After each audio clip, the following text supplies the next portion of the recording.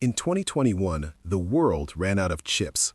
Not potato chips, semiconductors, the microscopic components inside every car, every phone, every medical device on the planet. Factories shut down, car dealerships emptied, hospitals rationed equipment. The most technologically advanced civilization in human history ground to a halt because a handful of factories in Taiwan couldn't keep up with demand. We called it a supply chain crisis. We acted like it was new. It wasn't. 3,000 years ago, the most powerful empires on Earth collapsed for the exact same reason. Not war, not plague, not revolution. A broken supply chain. And what they lost wasn't microchips. It was something far more fundamental. It was bronze.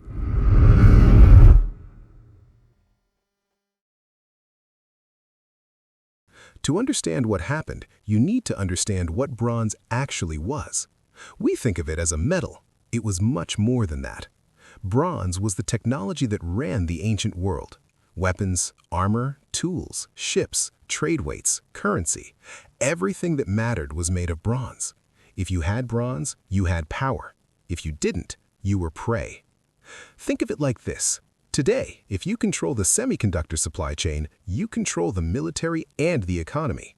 In 1200 BC, bronze was the semiconductor. The logic was identical. But here's where it gets complicated. Bronze isn't a natural material. It's an alloy. 90% copper, 10% tin, and those two metals almost never exist in the same place. Copper came primarily from Cyprus and Sardinia. Tin came from as far as Afghanistan and Cornwall in Britain. To make bronze, you needed both.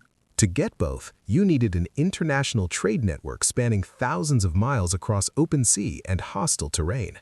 Today, we call this a supply chain.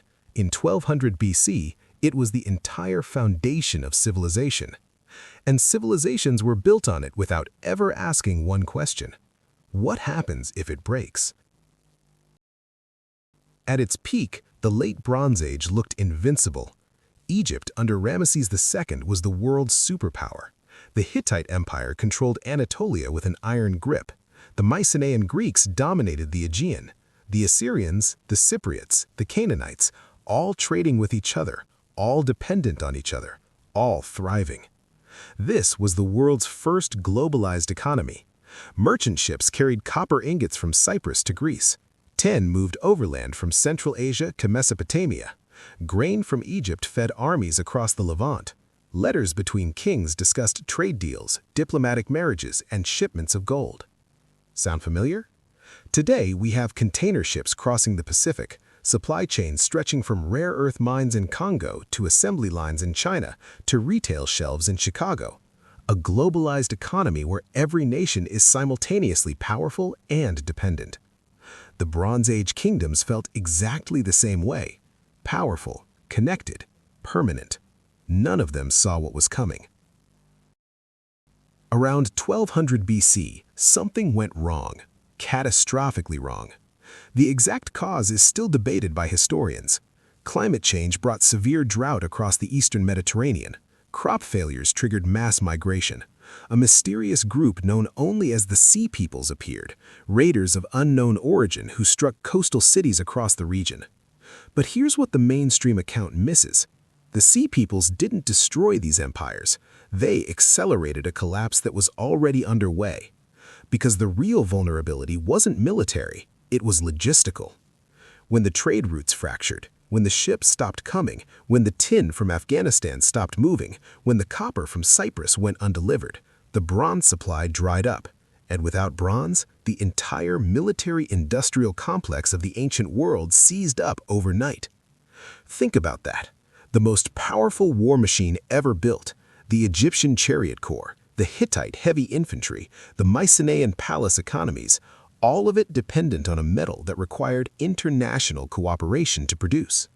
The moment that cooperation broke down, elite soldiers were left with weapons they couldn't replace and armor they couldn't repair. Now think about a modern army without semiconductors. No targeting systems, no communications, no GPS, no drones. The technology changes, the dependency doesn't. All right, I need to stop here for a second and say something. I know this is a small channel. You can see that. And honestly, the fact that you're here right now, watching this, giving this video a chance, that alone tells me I'm on the right track. If you're enjoying this series, a like, a comment, even just finishing the video, it means more than you'd think. And if you have an idea for what the next topic should be, drop it in the comments. I read everything. And if something isn't working, the pacing, the topic, anything, tell me that too, in the comments or over in the community tab. I'd genuinely rather know.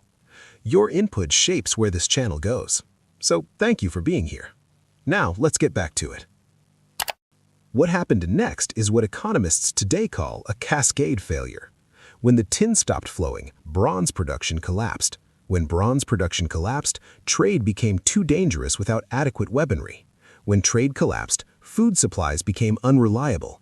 When food became unreliable, populations moved. When populations moved, cities couldn't be defended. When cities couldn't be defended, they burned. In the space of roughly 50 years between 1200 and 1150 BC, almost every major palace civilization in the eastern Mediterranean was destroyed or abandoned. Ugarit, the greatest trading city of the ancient world, was burned to the ground. Archaeologists found a letter in its ruins, half-written, never sent, a plea for grain, for ships, for help that never arrived. Mycenae, the civilization that would inspire Homer's Iliad, collapsed so completely that the Greeks who came after them couldn't read their own ancestors' writing. An entire literacy disappeared. The Hittite Empire, which had fought Egypt to a standstill at the Battle of Kadesh, simply ceased to exist. Now, consider this. In 2011, a single flood in Thailand disrupted the global hard drive supply chain for 18 months. Not a war, not a plague, a flood in one country. In 2021, a ship ran aground in the Suez Canal for 6 days. 6 days. Global trade took months to recover.